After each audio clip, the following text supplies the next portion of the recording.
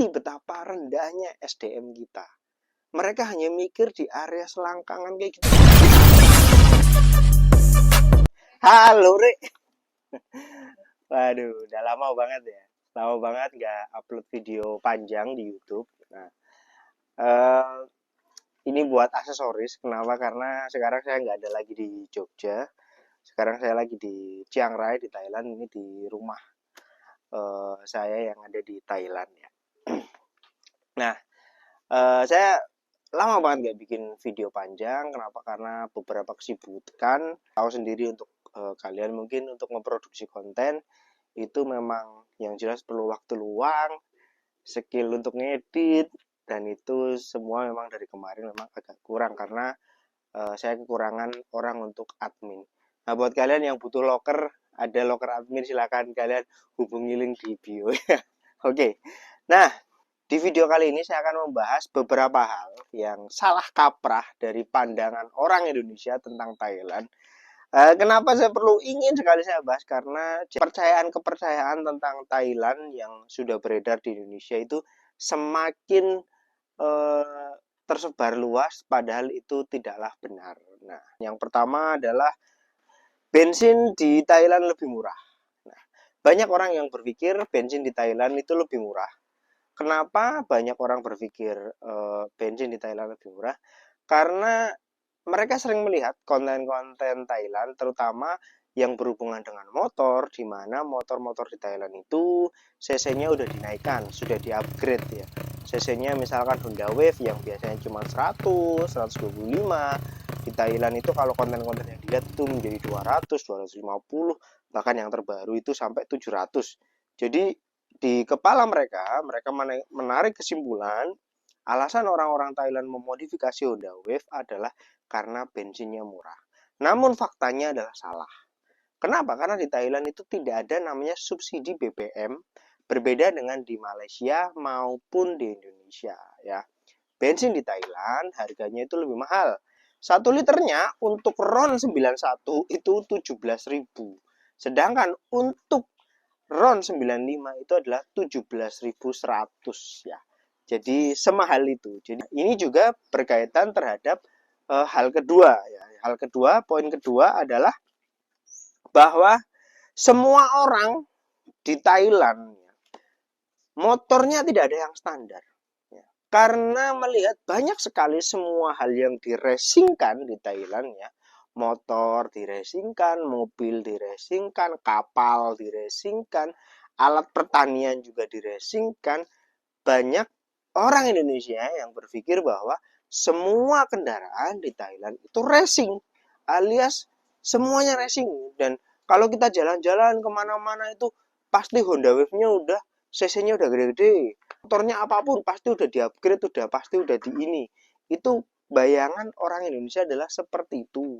Kenapa? Karena mereka menonton konten-konten seperti itu dan juga banyak sekali ketika ada konten-konten Thailand, mungkin kalian sudah melihat beberapa konten-konten saya, baik yang di Instagram maupun di YouTube Short dan lain sebagainya tentang Thailand, banyak di situ kemungkinan muncul komen-komen di mana menggiring orang yang membaca komen tersebut bahwa di Thailand semuanya itu serba racing. Jadi orang pergi ke pasar pakai Honda Wave spek 200. Orang mau pergi ke sawah pakai Honda Wave yang cc-nya 300. Jadi bayangannya adalah seperti itu. Itu adalah tidak benar ya. Jujur, di sini ya udah bolak-balik ke sini bertahun-tahun, itu di sini lebih jarang menemukan motor yang istilahnya sudah modif atau sudah ABCC atau sudah apa yang biasa kalian temui di internet, baik di TikTok dimanapun itu berseliweran di jalan, itu jarang sekali. Kalau nggak di event drag, event kontes, atau event, ya intinya event yang berhubungan dengan motor, baru kita bisa melihat motor-motor yang seperti itu. Nah, sedangkan untuk yang daily seperti ini itu jarang. Kalaupun mungkin kalian ada yang tahu bahwa di sini ada komunitas namanya adalah Dekwen. Nah, Dekwen itu kalau di Indonesia itu adalah semacam ngabers ya. Ngabers sama kegiatannya sama, balapan liar di jalan, nongkrong di pinggir jalan, kemudian ongkean atau liaran ya gitu. Itu sama, konteksnya sama. Dan tapi mereka jarang sekali ketika berkumpul menggunakan motor mereka. Kenapa? Karena mereka tahu rawan sekali terjadinya ditangkap sama polisi. Itu seperti itu. Nah, kita lanjut ke poin selanjutnya ya. Banyak sekali orang yang berpikir bahwa di Thailand menggunakan knalpot racing itu diperbolehkan. Karena sama, ketidaktahuan orang Indonesia yang melihat konten-konten itu ngiranya, oh di Thailand knalpot racing nggak ditilang. Padahal sama, di sini sama-sama juga ditilang, sama-sama juga melanggar atau ilegal. Dan hukumannya pun sama, digelepuk knalpotnya, dilindes pakai selender, kemudian digeber-geber di telinganya juga ada, yang seperti itu pun juga ada. Jadi knalpot racing itu tetaplah ilegal dan tetap ditilang di sini. Faktor utama ketika orang mau ditilang di sini sama juga knalpot. Berbeda kalau misalkan spion kayak gini, ini saya masih aman gitu. Karena knalpotnya tidak terlalu berisik. Ya, kemudian helm di sini hampir semua orang itu tidak pakai helm. Saya bisa bilang hampir semuanya tidak pakai helm. Tapi kalau knalpot itu ketilang. Tapi kalau helm, nah betul, orang nggak pakai helm di Thailand itu lebih jarang ditilang daripada orang menggunakan knalpot racing. Seperti itu. Oke, kita lanjut ke poin selanjutnya. Poin selanjutnya adalah semua orang suka drag. Nah, ini kita tahu bahwa Thailand itu merupakan sebuah negara yang sangat famous di Indonesia dengan racingnya ya, racing culture. Racing culture ini sangat berhubungan dengan drag race. Drag race ini baik di motor, di mobil, di kapal, pokoknya racing culture-nya itu sangat kuat di mata orang Indonesia dan itu wajar. Ya. Tetapi perlu diketahui bahwa ternyata orang sini itu justru tidaklah seheboh yang orang Indonesia bayangkan. Bayangan orang Indonesia itu berarti semua orang itu tahu, Amrayong tahu. Semua orang Thailand itu pasti tahu NGO. Semua orang itu pasti tahu gini. Tidak. Jawabannya adalah tidak. Faktanya orang Thailand lebih banyak yang tahu mengenai sepak bola daripada drag race. Itu fakta. Dan istri saya dan keluarganya menganggapnya balapan drag bukan balapan track ya. Itu adalah semacam kastanya itu rendah. Jadi orang-orang Thailand ini melihat dekwen ini istilahnya ngabers drugs ya, ngabers drag. Kalau di Indonesia mungkin istilahnya para jamet racing itu adalah ya seperti sama halnya orang Indonesia melihat jamet, mereka memandang rendah. Nah, di orang-orang pada umumnya memang memandang rendah gerombolan drag racing atau gerombolan dekwen itu memandang rendah karena kampungan, karena tidak safety, karena miskin. Itu adalah stereotip pandangan dari orang-orang Thailand terhadap dunia drag race. Itu seperti itu. Berbeda kalau untuk road race. Kalau untuk balapan road race, pandangan mereka tahunnya ya, orang Thailand adalah MotoGP. Jadi walaupun misalkan saya balapan pakai R15 atau kita di sini nemu balapan regional yang CBR tok gitu, atau misalkan yang motornya sisinya masih 150, 250, 600 atau 1000 yang sisinya kecil-kecil, itu mereka nganggapnya ketika itu dilakukan di track ya, kemudian ketika mereka menggunakan bareback itu adalah MotoGP. Jadi bayangan mereka selalu itu adalah MotoGP. Oke? Nah, kita ke pembahasan yang selanjutnya yang harus diluruskan ya. Yaitu ini yang paling saya benci. Kenapa? Karena ini terjadi namanya penggiringan opini bahwa pajak 0% double kabin. Entah siapa, saya pernah bikin video seperti ini ya. Bullshit ya. Ketika saya bikin konten tentang murahnya mobil di Thailand, selalu ada yang komen atau nulis bahwa apakah karena double kabin di sana pajaknya 0%? 0% bahmu. Karena saya jengkelnya kenapa? Yang membuat konten seperti itu menggiring bahwa pemerintah kita itu busuk. Faktanya tidak begitu. Kenapa faktanya tidak begitu? Kenapa? Karena pada dasar di sini, ya, kalian perlu tahu bahwa kendaraan double kabin sekalipun itu tetaplah kena pajak. Saya tunjukin ini pajaknya seperti ini. Dan saya pun tanya sama istri saya, pajaknya berapa? Sama kayak mobil biasa. Sama, tetap sekitar 1.000 bat sampai 3.000 bat untuk pajak mobil roda 4 gitu. Tapi kalau pintunya lebih dari 2, kalian tahu ada double kabin yang pintunya itu ada 4, pajaknya justru lebih mahal daripada mobil biasa sedan atau apa. Itu justru lebih mahal. Memang ada satu betul, yaitu bahwa pajak di sini sifatnya itu flat, ya. Mau itu double cabin, mau itu sedan, mau itu MPV atau apa, pajaknya adalah sama. Berbeda di tempat kita yang mengkategorikan kayak Fortuner, terus Hilux itu adalah mobil-mobil mewah. Di sini tidak. Ya. Nah, di sini tidak. Jadi tidak ada namanya pajak 0% untuk kendaraan-kendaraan pickup double cabin itu tidak ada. Nah, tapi mungkin akan ada tanya, lalu Tat, kenapa di sini populer? Kenapa di Thailand populer banget kendaraan double cabin? Karena yang pertama, di sini itu sering banjir. Ini fakta, di Thailand itu sering banjir. Kalau kalian tahu di daerah Hat Yai, di daerah Kongken, kemudian di daerah beberapa daerah lain, itu sering bahkan di Chiang Rai sini ya, di dekat saya di sini sekitar 10 km dari sini, itu pun sering banjir. Nah, banjirnya itu bukan banjir yang kayak di tempat kita banjir berhari, enggak. Di Thailand itu banjir itu biasanya cuma sehari 2 hari terus hilang.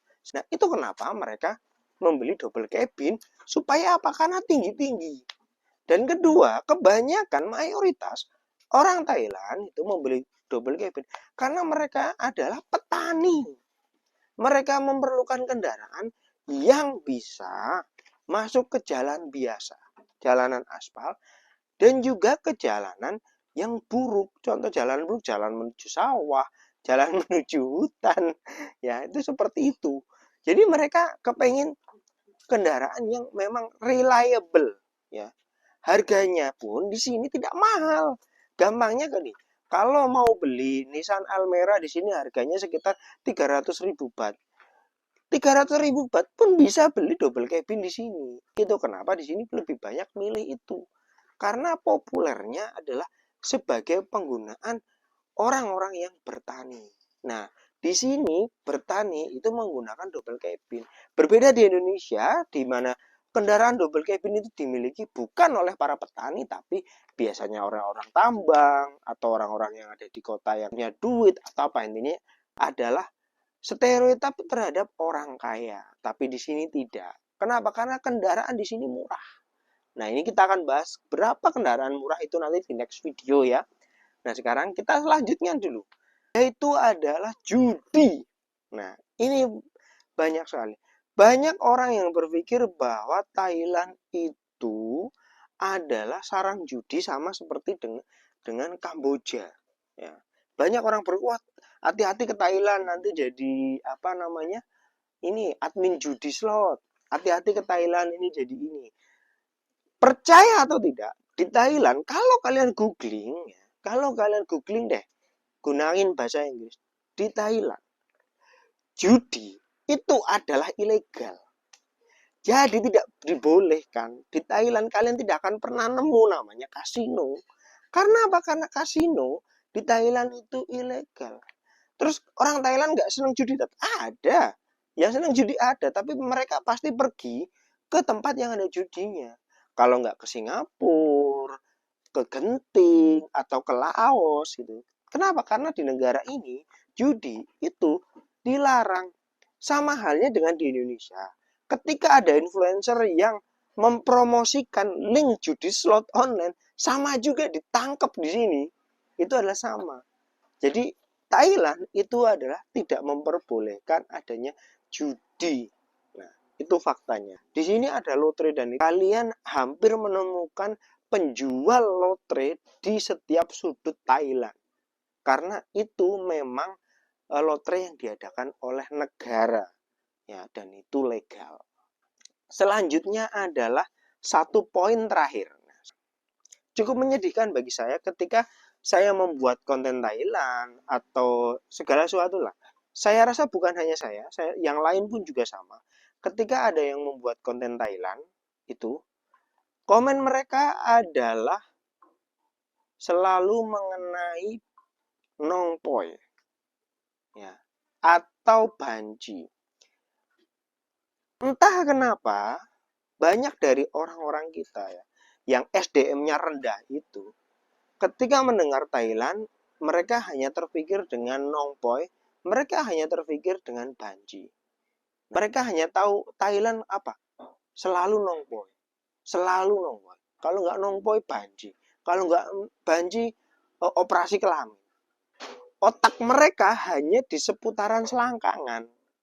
Tapi ketika saya ketemu sama orang US, kemarin saya kopdar sama orang US, kita ngobrol, bayangan mereka ketika tentang Thailand pertama kali apa? Alamnya, makanannya, kemudian murahnya. Dan saya ketemu sama orang Malaysia sama. Ketika saya tanya, pernah ke Thailand? Belum. Apa di kepalamu tentang Thailand? Oh, Thailand racing. Nah, itu. Karena yang saya temui di Malaysia memang masih anak motor. Bayangannya, oh, Thailand luar biasa buat mesin seperti itu. Itu salah seperti. Tapi saya berkali-kali ketemu orang Indonesia. Bahkan ketika saya masih di Jogja, mereka tanya, Tat, istrinya orang Thailand? Iya. Pertanyaan mereka, di kepala mereka, itu masih sama. Udah dicek belum, Tat? Udah dicek belum? Itu bukti betapa rendahnya SDM kita. Mereka hanya mikir di area selangkangan kayak gitu, diingat. Tapi yang lainnya tidak. Itu yang menyebabkan kita itu nggak maju-maju. Bayangin aja, negara sekecil ini. Thailand itu kecil kalau dibandingin Indonesia. Kecil banget. Tapi bisa ngasih makan seluruh rakyat Indonesia. Lewat apa? Lewat berasnya. Kenapa? Karena mereka nggak berpikir cuma di area selangkangan. Mereka nggak peduli ada orang mau operasi kelamin, mau jadi nongpoi, mau jadi apa. Mereka nganggap masih manusia. Pertama kali saya ke Thailand, ada hal yang membuat saya itu jujur menjadi shock dan apa ya, istilahnya realize something. Di Hatyai, di Thailand bagian selatan, itu orang Islamnya itu banyak. Saya lihat ada sebuah toko yang jaga itu pakai jilbab. Ya, yang jaga pakai jilbab. Kemudian saya tanya, oh ternyata dia adalah pemilik toko bajunya. Dia orang muslim. Tapi pekerjaannya nongpoi. Tapi tidak masalah. Karena apa? Yang dinilai dari dia, saya ngobrol apa? Yang penting jujur, kerja dengan baik. Bukan dia nongpoi atau apa, bukan. Tapi dia tetap manusia. Dan memanusiakan manusia di Thailand itu lebih baik daripada memanusiakan manusia di Indonesia.